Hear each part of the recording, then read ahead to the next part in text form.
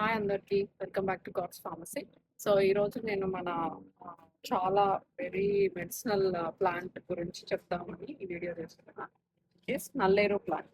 So, నల్లేరు plant ఇలా creeper లాగా ఉంటది. ఎలాంటి ఎన్విరాన్మెంటల్ కండిషన్స్‌లో అయినా ఇది గ్రో అయితది. అండ్ ఇప్పుడు మీరు చూస్తే ఇది ఇలా బీరకాయలాగా ఉంటది. కానీ చాలా సన్నగా ఉంటదనమాట. సో, ఇలా మనం ఈ ప్లాంట్‌ని ఐడెంటిఫై చేయొచ్చు. మన తెలంగాణ ఏరియాస్‌లో మన అయితే చాలా ఈజీగా అవైలబుల్ అయితది. But it last in time. And దీనికి చాలా హెల్త్ బెనిఫిట్స్ ఉన్నాయి. ఎస్పెషల్లీ వుమెన్ 40 ఇయర్స్ తర్వాత మనకి మెల్లిగా బోన్ లాస్ అనేది వస్తది గదా! So, because of menstrual cycle ending.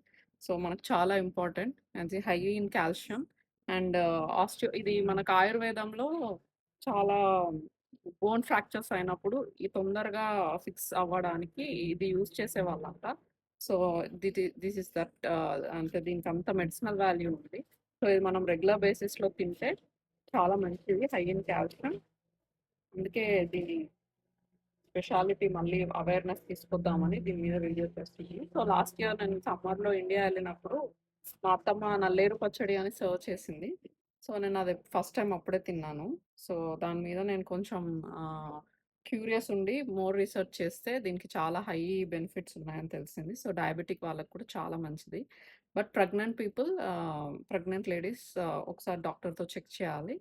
ఆహ్, అండ్ ఆల్సో కొంతమందికి ఫిగ్ రిలేటెడ్ అలెర్జీస్ ఉంటాయి. కొన్ని అలెర్జీస్ ఉన్న వాళ్ళు మాత్రం ఇదొకసారి డాక్టర్‌తో చెక్ చేయించుకోవాలి. ఇట్లా నాట్ దగ్గర కట్ చేయాలా? నాట్ దగ్గర కట్ చేస్తే మళ్ళీ అక్కడ నుంచి కొత్త స్టెమ్స్ వస్తాయి. ఓకే. తీసుకోవాలి, లేదంటే దురద పెడుతుంది, ఇచ్చి ఉంటుంది. అండ్ దీన్ని పీలర్తో అయినా పీల్ చేసుకోవచ్చు, లేదు అంటే మనం డ్రమ్ స్టిక్స్ పీల్ చేస్తాం కదా, ఇట్లా ఇలా కూడా పీల్ చేసుకోవచ్చు.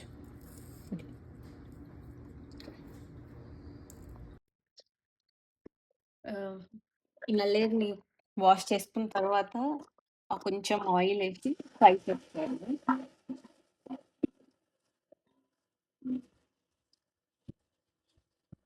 కలర్ కొంచెం చేంజ్ అవుతుంది, బాగా ఫ్రై చేసుకోవాలి, లేకపోతే దురద పెడుతుంది. ఆయిల్లో ఫ్రై చేసుకున్న తర్వాత ఈ కలర్కి వస్తుంది. ఇవి తీసి పక్కకు పెట్టుకొని మిగతా ఇంగ్రీడియంట్స్ని కొంచెం ఆయిల్లో రోస్ట్ చేసుకోవాలి. కొంచెం ఆయిల్ వేసుకొని ఆల్మోస్ట్ 1/4 కప్ ఆఫ్ నువ్వులు, శనగపప్పు కొన్ని 2 table spoons, and green chillies మన టేస్ట్కి తగ్గట్టుగా, అండ్ హాఫ్ లెమన్ కన్నా కొంచెం తక్కువ చింతపండు. ఇది కూడా డిపెండ్స్, మనకి ఎంత కావాలో అంత పులుపు తినేదాన్ని బట్టి. అండ్ 1 టీ స్పూన్ ఆఫ్ జీలకర్ర. ఇవన్నీ వేసుకొని కొంచెం ఫ్రై చేసుకోవాలి. రోస్ట్ చేసుకున్న ఇంగ్రీడియంట్స్ అండ్ నల్లేరు, సాల్ట్ అన్నీ కలుపుకొని గ్రైండ్ చేసుకోవాలి.